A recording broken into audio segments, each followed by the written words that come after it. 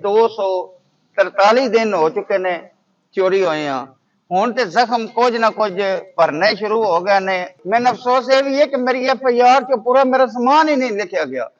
उत्ते इन्हां 1,50,000 नकदी लिख के थल्ले 7.5 लाख का सिर्फ वो लिखा है जी सिगरेट के समान। अजे तक जियो बैंकिंग के डाटा सामने आने के बावजूद भी किसी बंदे ने ना टच तक नहीं किया। जी, उर्दू डिजिटल के साथ मैं मोहम्मद खुरम बेग। मैं इस वक्त मौजूद हूं मंडी बाउद्दीन के इलाके शहीदा वाला डेरा गोदला पे। हमारे साथ मदद साहब मौजूद है, उनसे मजीद जानते हैं कि यहाँ पे चोरी की वारदात हुई है, उसमें पुलिस ने FIR होने के बावजूद क्या इनके साथ ताउन किया, क्या इनकी चोरी की रिकवरी हो चुकी है, मजीद इनसे जानते हैं।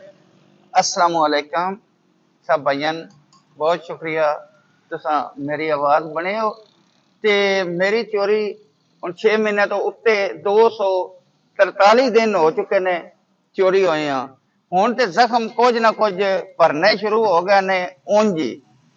लेकिन जिस दिन चोरी हुई है उस टाइम जदों 15 ते कॉल की गई है, उस टाइम तुहानूं पता पुलिस वालियां दी मजबूरी होंदी है 15 की कॉल ते आना। वो आए ने, उन्हें वेख्या शटर शुटर कट्टिया ते अंदर आके चेकिंग की है।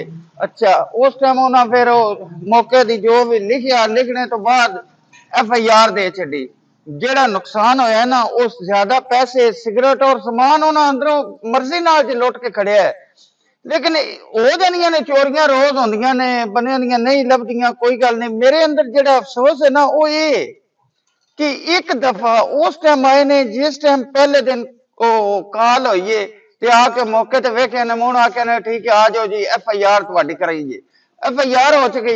मैनूं अफसोस ये भी है कि मेरी FIR च पूरा मेरा समान ही नहीं लिखा गया। उत्ते इन्हां 1,50,000 नकदी लिख के थल्ले 7.5 लाख का सिर्फ वो लिखा है जी सिगरेट के समान। ना के 14-15 लाख रुपये का नुकसान होया, उन्हें पूरा वो भी नहीं लिखा। और ये भी हो गया कोई नहीं, बंदियां दियां नहीं भी लभदियां चोरियां, कोई गल नहीं। अफसोस है कि वो तो बाद इन्ना कुछ भी नहीं किया। जियो बैंकिंग करवाने का, डाटा पिछे खज्जल होने का काम पुलिस का ही, वो बावजूद वो भी करवा के दिता है। अजे तक जियो बैंकिंग के डाटा सामने आने के बावजूद भी किसी बंदे ने ना टच तक नहीं किया। हुण तो चोरी छुपी भी कोनी ना सामने आ चुकी है, कोई गल नहीं ये रह गई। पता नहीं ये वजह की है, बैकग्राउंड की है। मेरी अपील है गवर्नमेंट पंजाब अगे कुछ ना कोई तो मेरी दाद रसीद की जाए।